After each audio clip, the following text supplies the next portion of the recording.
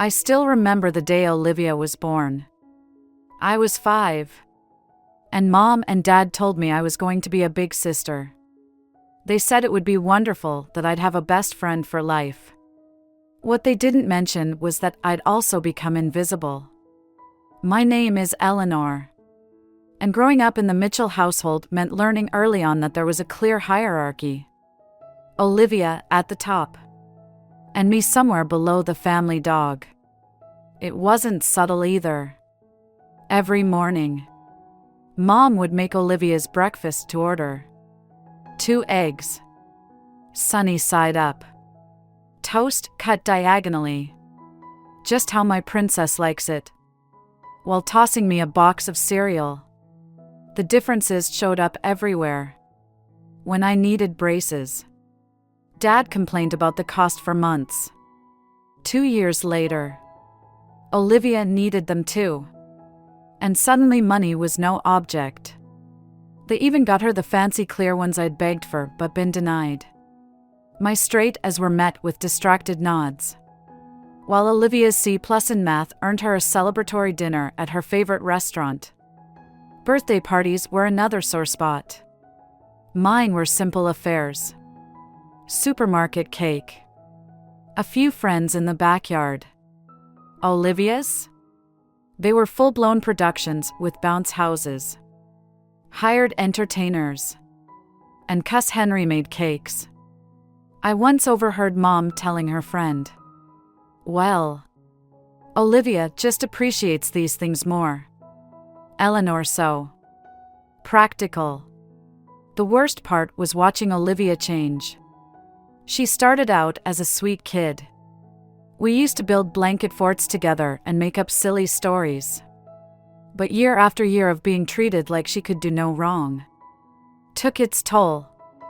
By the time she hit middle school, she'd become exactly what you'd expect. "Eleanor, where's my blue sweater?" she'd demand, ransacking my closet without permission. "That's mine." "Olivia, Mom bought it for my birthday." "Well, I need it for Jessica's party." "Mom, Eleanor won't share." And inevitably, "Eleanor, don't be selfish. Let your sister borrow it." I learned to pick my battles. To expect nothing. To find validation elsewhere. School became my sanctuary. While Olivia was being showered with praise for participating in the school play. She had 2 lines. I was winning science fairs, acing AP classes, and quietly building my escape plan. When my acceptance letter from State University arrived, full scholarship, I thought maybe, just maybe, they'd be proud. Instead, dinner that night was dominated by Olivia's dramatic retelling of her 7th grade student council election campaign. "Mom, I got a full scholarship." I tried to interject during a rare pause. "That's nice. Honey. Olivia. Sweetie. Tell us more about your campaign posters." Those first years at college, I only came home for major holidays. And even then, I'd count the minutes until I could leave. Every visit was the same. Olivia's achievements took center stage, while my Dean's List standings and internship offers barely warranted a glance. I learned to keep my visits short and my expectations shorter. The moment finals ended each semester, I'd be back in my dorm, where at least my achievements were my own.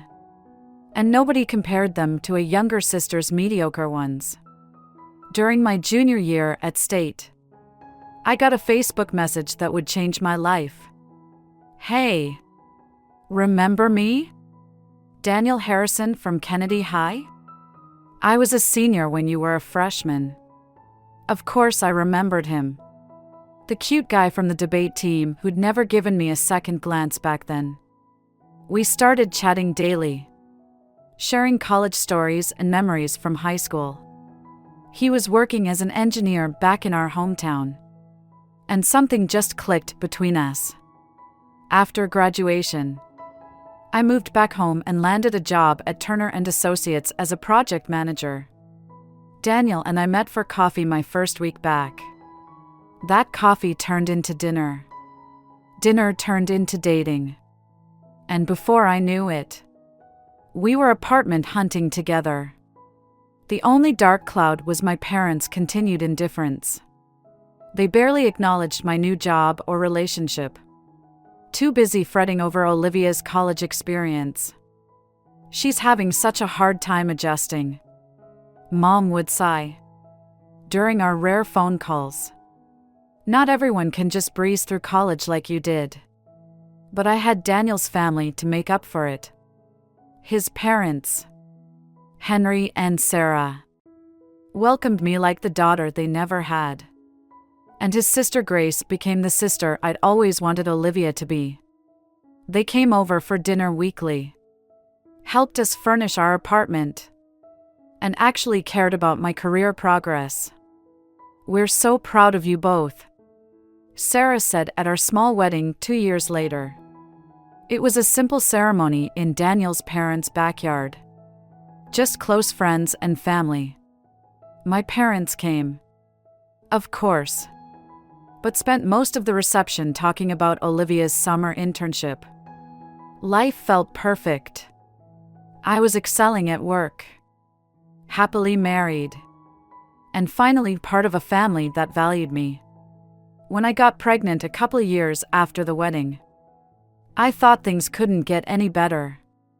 Our son, Ethan, was born healthy and beautiful, and Daniel seemed every bit the doting father. But something changed after Ethan turned 1. Daniel grew distant, started working late, canceled our date nights. I tried to tell myself it was just new parent stress. But deep down, I knew it was more. The confession came on a regular Tuesday evening.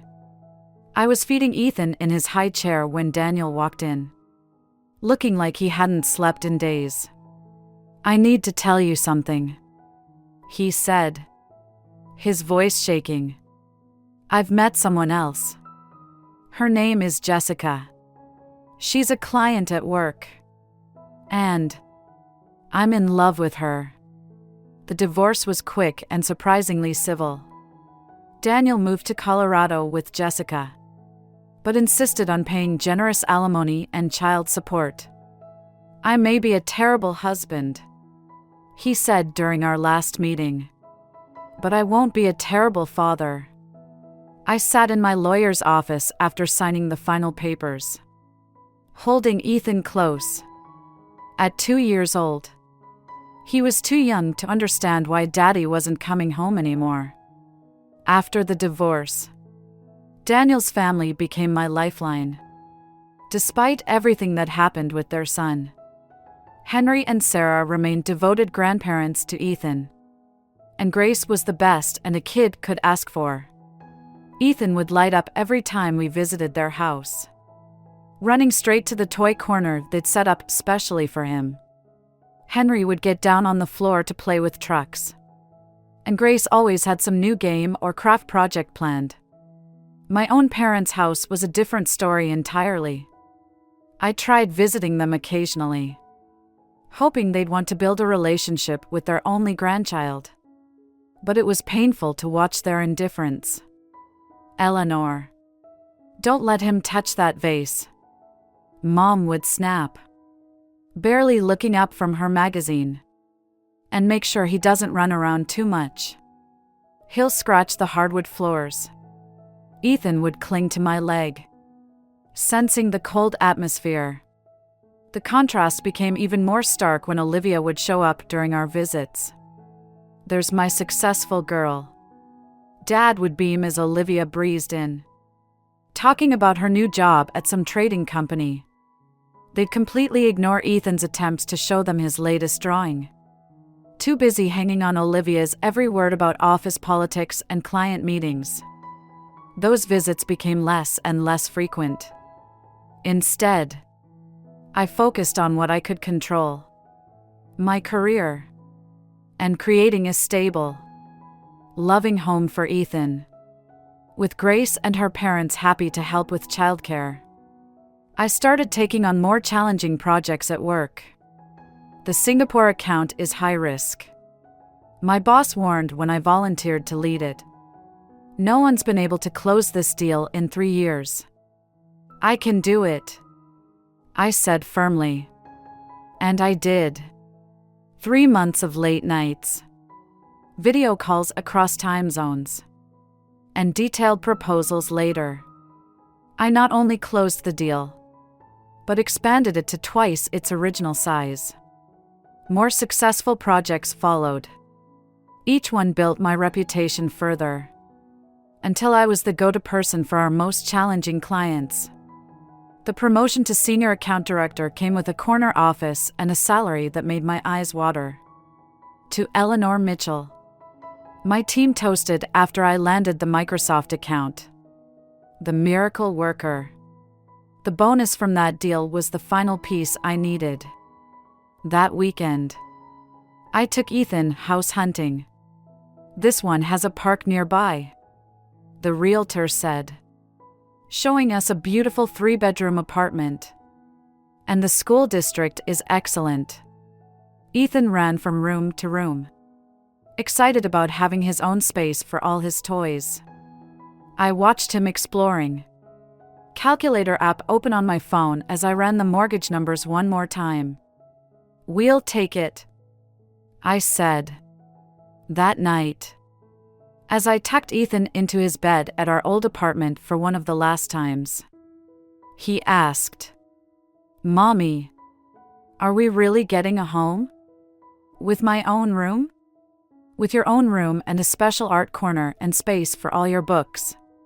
He hugged me tight. "You're the best mommy ever." In that moment, I realized something. While I couldn't change my past or my parents' behavior, I could break the cycle. My son would never doubt his worth or feel second best. It was amazing how quickly things changed after word got out about my promotion and new apartment. My phone buzzed with a text from Mom. "Sweetie, we haven't seen you and Ethan in ages. Why don't you come over this weekend?" I nearly dropped my coffee. This was the same woman who'd spent the last 5 years barely acknowledging my existence. I thought about Ethan, who still asked about his grandparents sometimes. Maybe people can change? The next weekend, I took Ethan to their house. The difference was startling. "There's my favorite grandson," Dad called out as we walked in. Considering Ethan was their only grandson, this wasn't saying much. But still, "Look what Grandma got you." Mom produced a new toy truck, something she'd never done before. And I made cookies. "You do like chocolate chip, right?"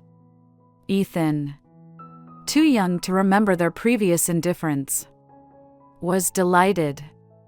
I watched as my mother actually got down on the floor to play with him, something I'd never seen her do before. "Eleanor, honey," Mom said later, while Ethan was occupied with his new truck, "we'd love to have him over more often. Maybe some weekends? You must need a break sometimes." It was surreal, but I decided to go with it. What was that saying about not looking a gift horse in the mouth? Over the next few months, my parents became surprisingly involved grandparents.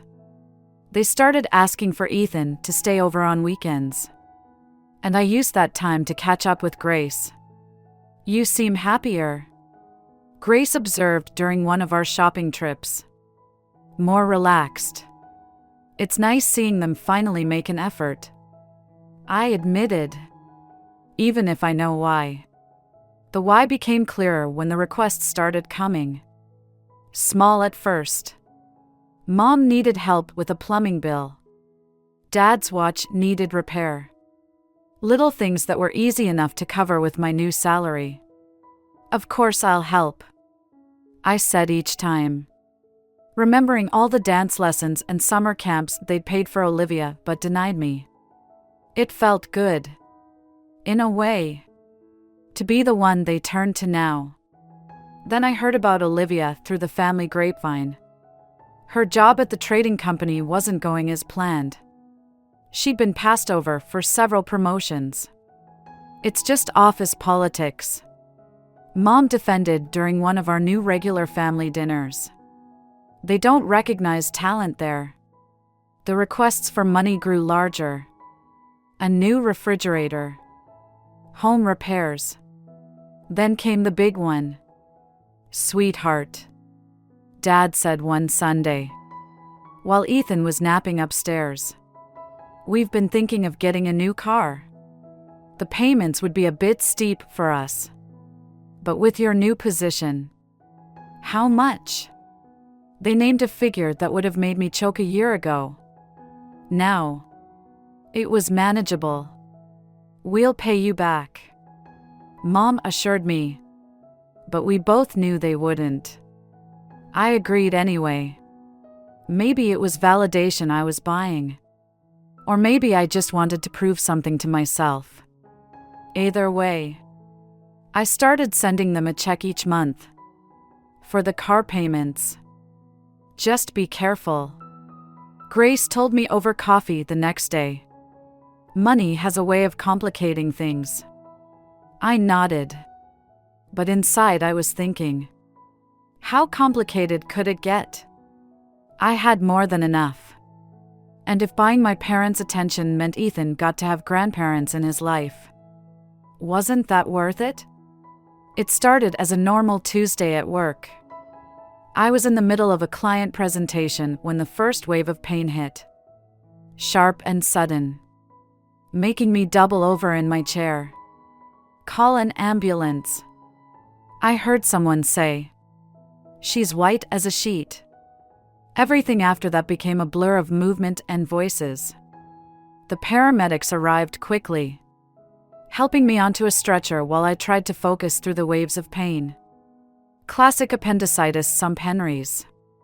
One of them said, "We need to get her to Memorial right away." Through the haze of pain, one crystal clear thought broke through. Ethan. He needed to be picked up from school in 2 hours. At the hospital, the diagnosis was quick and definitive. Your appendix needs to come out, the doctor said. We've gotten all ready. You'll need to stay for at least 2 days post-surgery. I need to make a call first, I managed to say. My son. The nurse handed me my phone, and I dialed Mom's number with shaking fingers.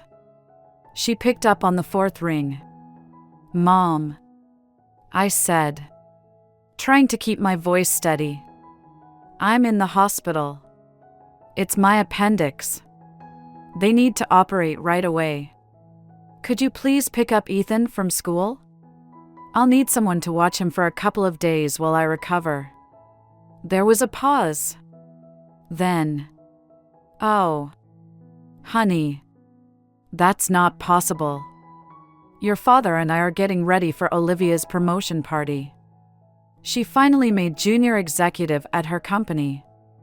The pain in my Henry such was nothing compared to the one in my chest. Mom, please. I need help. Ethan needs to be picked up in less than 2 hours.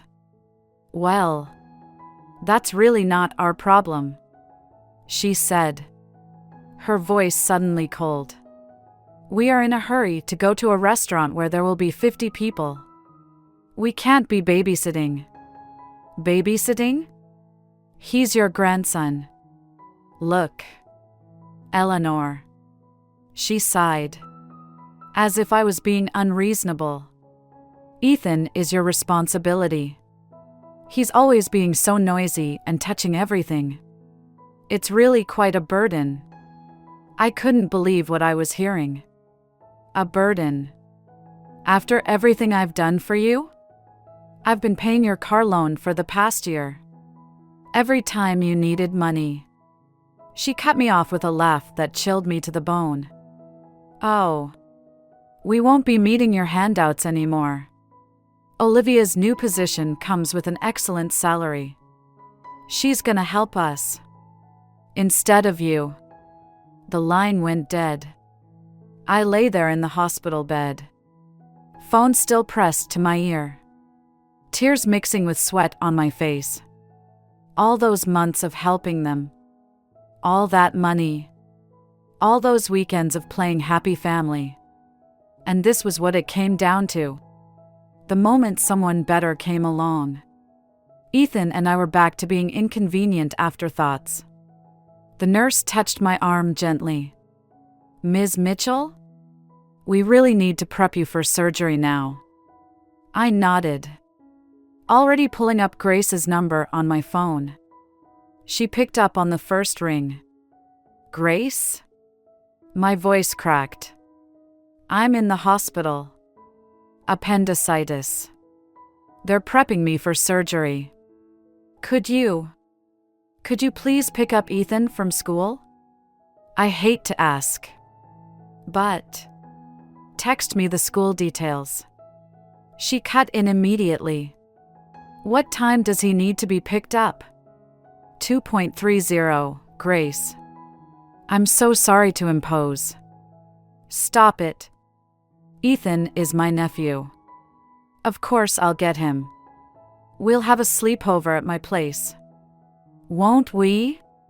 He loves playing with Max anyway." I could hear her grabbing her keys in the background. "Thank you," I whispered, tears streaming down my face. "I called my parents first. They tell me later," she said firmly. "Focus on getting better. Ethan will be fine with me. I promise." The next thing I remember was waking up in recovery, groggy from anesthesia. My first coherent thought was about Ethan. But there was already a text from Grace waiting. "Ethan is having a blast. We made pizza and built a blanket fort. Don't worry about anything except getting well." She sent photos over the next 2 days. Ethan playing with her dog Max, helping her bake cookies. Falling asleep amid a pile of stuffed animals. Each one made my heart squeeze with gratitude. When I was finally discharged, Grace drove me to her house. Ethan ran to me the moment I walked in, stopping just short when he remembered I was ouchy. "Mommy." Aunt Grace let me help make breakfast every morning. And Max slept in my blanket fort. Grace helped us get home, stocked our fridge, and promised to check in daily. The next 2 weeks passed in a blur of recovery, with Grace bringing over meals and keeping Ethan entertained when I needed rest. One evening, scrolling through social media during Ethan's bedtime story, I saw them. Dozens of photos from Olivia's promotion party, posted the same day I was in the hospital. Mom and Dad beaming proudly beside Olivia in her designer dress. Champagne toasts. An elaborate cake. Everyone laughing and celebrating while I lay in a hospital bed. Their grandson dismissed as a burden. That night, after Ethan was asleep, I sat down at my computer. First, I canceled the O'Henry Tick monthly transfer to my parents' account for their car payment. Then I blocked them on every social media platform. Looking at the framed photo on my desk. Ethan and me at the park, both laughing as Grace's dog Max chased bubbles around us. I felt something shift inside me. All these years, I'd been trying to buy my parents' love with money and tolerance. But real family? Real family picks you up from the hospital. Real family builds blanket forts with your kid. Real family shows up. 3 months have passed, and life had fallen into a peaceful rhythm. Grace and her parents were regular fixtures in our lives. filling our weekends with barbecues, park visits, and movie nights.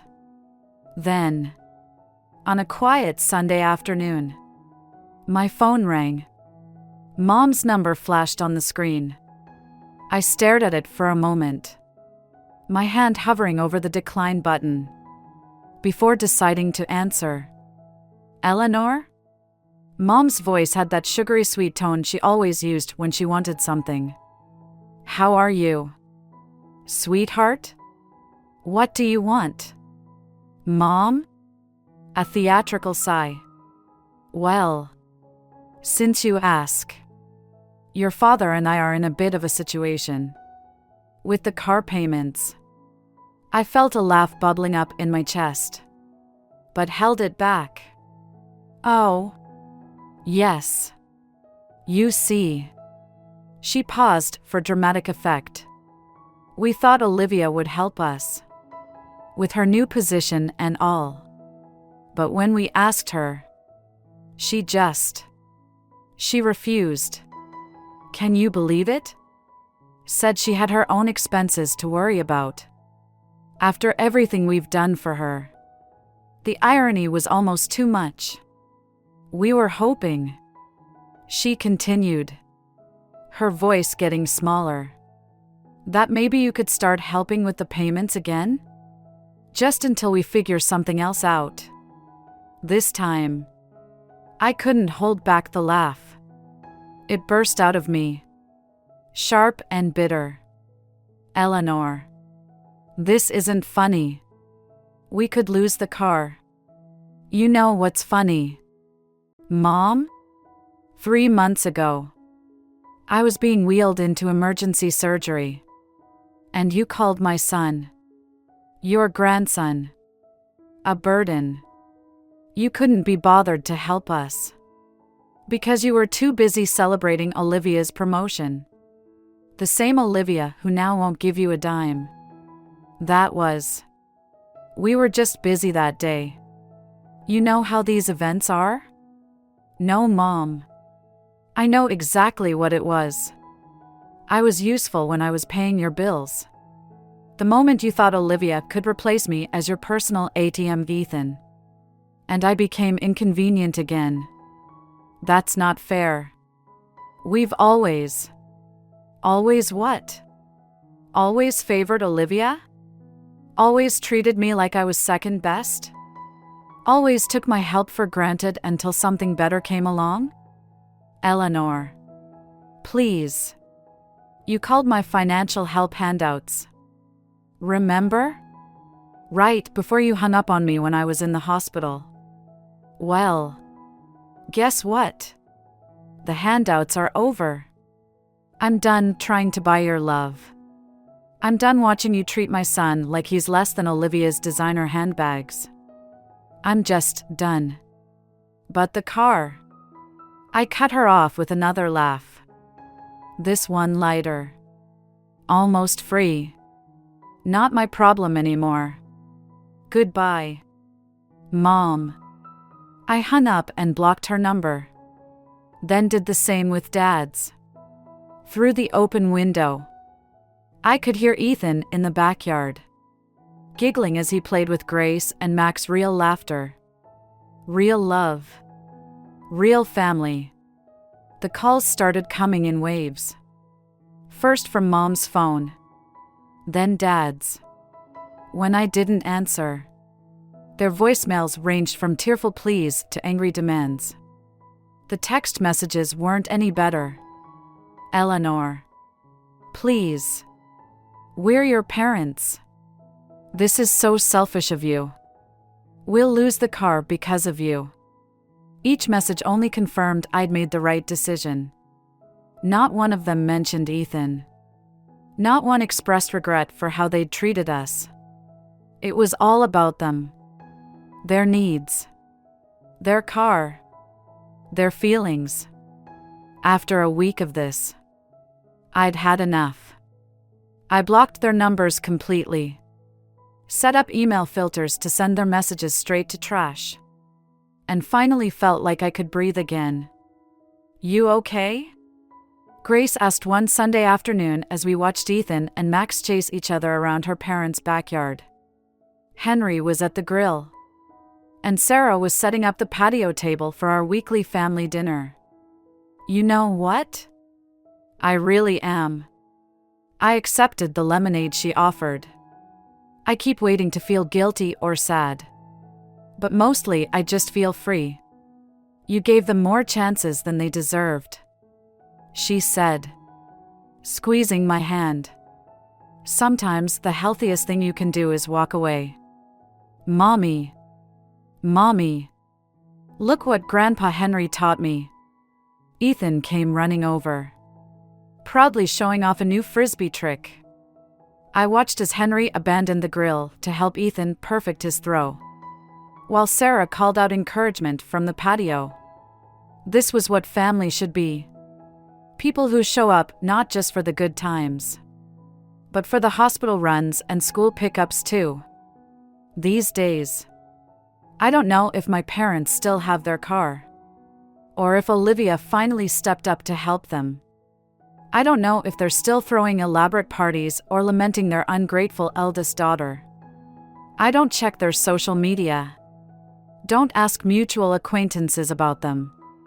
Don't drive by their house when I'm in the neighborhood. What I do know is this: Ethan has never asked about them since that day.